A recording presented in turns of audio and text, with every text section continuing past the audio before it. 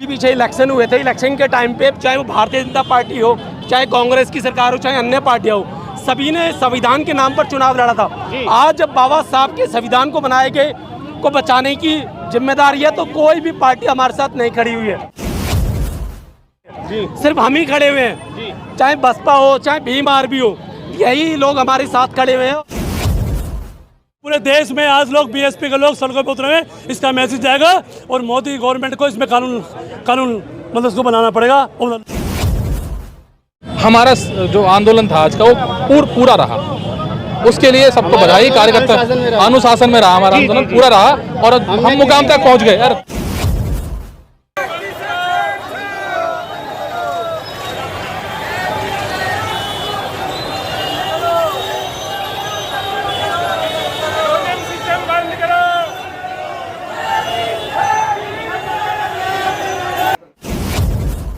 और बहुजन समाज पार्टी के कई सारे लोग जो हैं वो यहाँ पर पहुँच चुके हैं ज्ञापन देने के लिए। आज का जो ज्ञापन दे रहे हैं वो ज्ञापन में क्या है? ज्ञापन में हमारा ज्ञापन है, पढ़ के सुना सकते हैं? ये आज हमने महामहिम राष्ट्रपति जी को ये दिया है, हमने कलेक्ट्रेट साहब को दिया है कि आपको सूचित किया जाता है कि दिनांक 1/8 को माननीय सुप्रीम कोर्ट के SC/ST आरक्षण पर आए एक निर्णय की वजह से भविष्य में आरक्षित वर्गों का बहुत नुकसान होने की संभावना को देखते हुए बहुजन समाज पार्टी की राष्ट्रीय अध्यक्ष व पूर्व मुख्यमंत्री माननीय बहन कुमारी मायावती जी के आदेश अनुसार बहुजन समाज पार्टी जिला इकाई उत्तर पूर्वी द्वारा 21/8 को दिन बुधवार को आपके माध्यम से महामहिम राष्ट्रपति जी को एक ज्ञापन हम लोग सौंपेंगे। अब जो राष्ट्रपति जी को ये हमारा राष्ट्रपति जी के नाम पे है, जो हमारा DM के माध्यम से जाएगा। इसमें विषय है माननीय सुप्रीम कोर्ट द्वारा अनुसूचित जाति जनजाति वर्ग के आरक्षण का उप वर्गीकरण व इसमें क्रीमी लेयर लागू करने के फैसले को निरस्त करने हेतु संविधान संशोधन लाने व SC/ST आरक्षण को 9वीं अनुसूची में शामिल करने की बाबत महामहिम राष्ट्रपति महोदय उपरोक्त विषयगत लेख है कि माननीय सुप्रीम कोर्ट द्वारा 1 अगस्त 2024 को देविंदर सिंह बनाम पंजाब राज्य सरकार के मामले में एक फैसला दिया गया, जिसमें अनुसूचित जाति जनजाति वर्ग के आरक्षण का उपवर्गीकरण व इसमें क्रीमी लेवर निर्धारित करने का अधिकार राज्य को दिया गया है।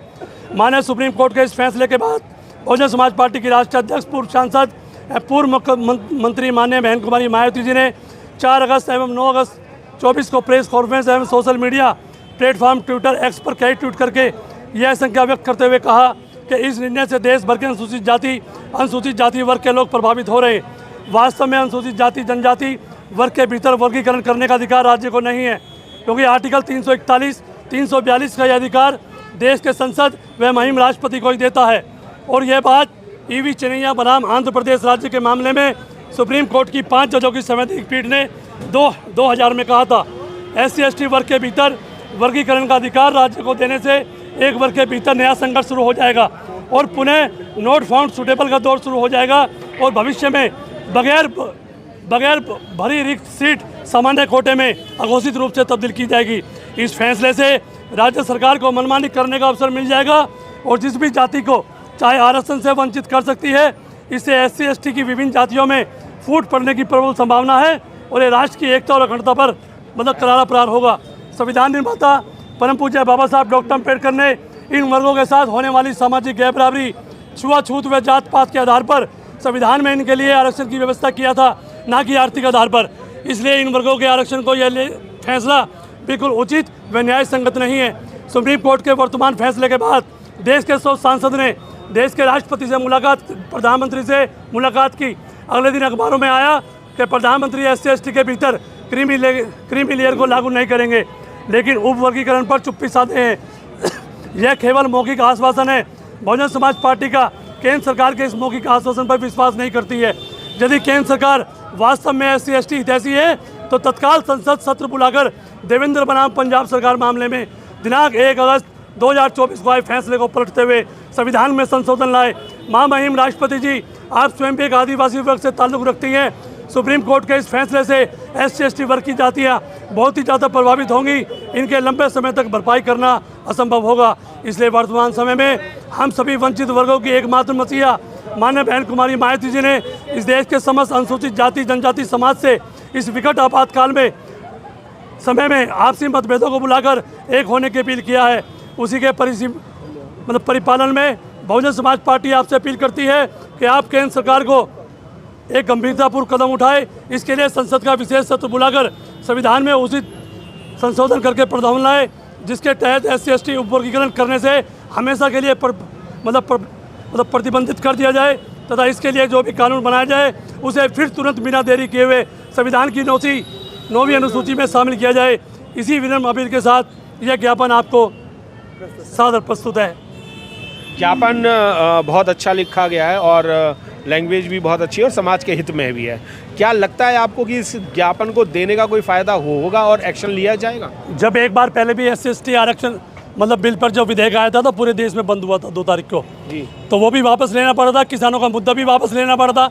अभी जो लेटरल ये जो भर्ती कर रहे थे IAS की IPS की, अब ये भी फैसला वापस लेना पड़ा। मैं दावे के साथ कहता हूँ कि दिल्ली नहीं पूरे देश में, भारत में, आप देखो फेसबुक पे, आप देखो लखनऊ में क्या हाल है, मेरठ में क्या हाल है, पूरे देश में, बिहार में क्या हाल है, जहानाबाद में क्या हाल है, पूरे देश में आज लोग BSP के लोग सड़कों पर उतरे हैं। इसका मैसेज जाएगा और मोदी गवर्नमेंट को इसमें कानून उसको बनाना पड़ेगा और लागू करना पड़ेगा और ये बहुजन समाज की ताकत है।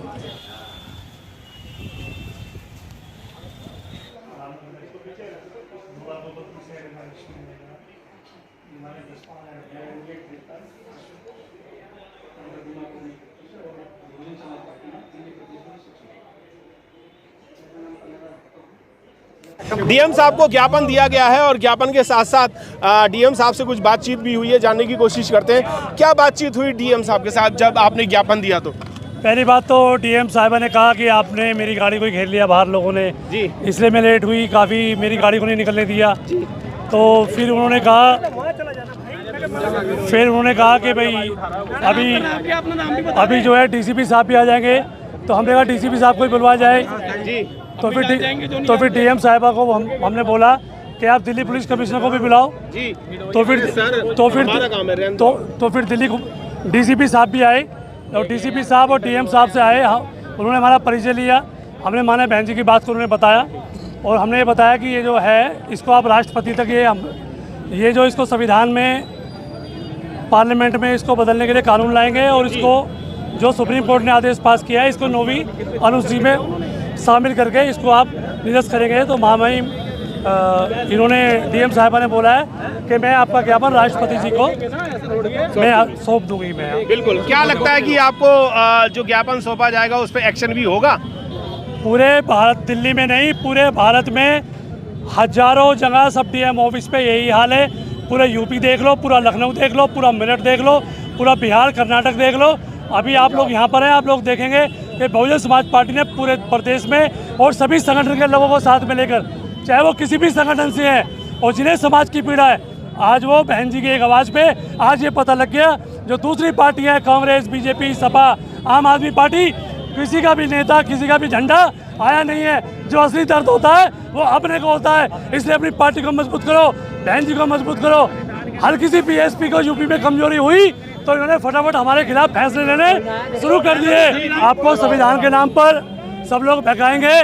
बाबा साहब ने कहा था, क्या कहा था कि जब तक अपना झंडा नहीं होगा, जब तक अपना डंडा नहीं होगा। और बाबा साहब का झंडा क्या है? RPI का क्या था? नीला झंडा, हाथी निशान।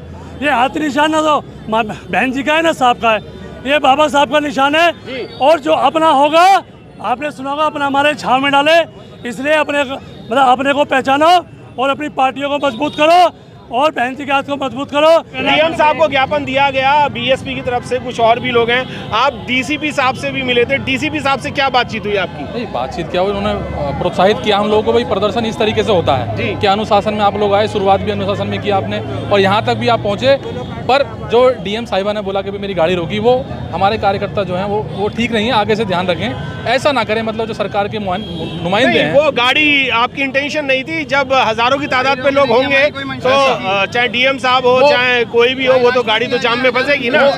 प्रदर्शन में अव्यवस्था होती है, उसकी बात को समझते हैं। पर हमारा जो आंदोलन था आज का वो पूरा रहा, उसके लिए सबको बधाई। कार्यकर्ता अनुशासन में रहा, हमारा आंदोलन पूरा रहा और हम मुकाम तक पहुंच गए। यार हम मुकाम तक पहुंच चुके हैं और मेरा सभी से निवेदन ये है कि अपने घर जाएं आप लोग और अब सोशल मीडिया पर देखें कि पूरे देश में क्या हंगामा हुआ है। जी बिल्कुल, आपसे भी जानना चाहेंगे, आप युवा हैं और बड़े तन धन से यहाँ पर लगे हुए हैं, पूरे डट के लगे हुए हैं, क्या कहना चाहेंगे कि भारत बंद जो है वो सही कॉल थी? बिल्कुल बिल्कुल जी, सही कॉल थी जी।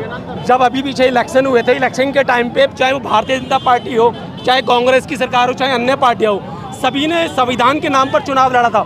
आज जब बाबा साहब के संविधान को बनाए गए को बचाने की जिम्मेदारी है, तो कोई भी पार्टी हमारे साथ नहीं खड़ी हुई है, सिर्फ हम ही खड़े हुए हैं। चाहे बसपा हो, चाहे भीम आर्मी हो, यही लोग हमारे साथ खड़े हुए हैं और इनका साथ देने के लिए हम सबको अभी अनिल सागर जी कह रहे थे कि भाई अपना जो मारेगा तो छाव में ही डालेगा।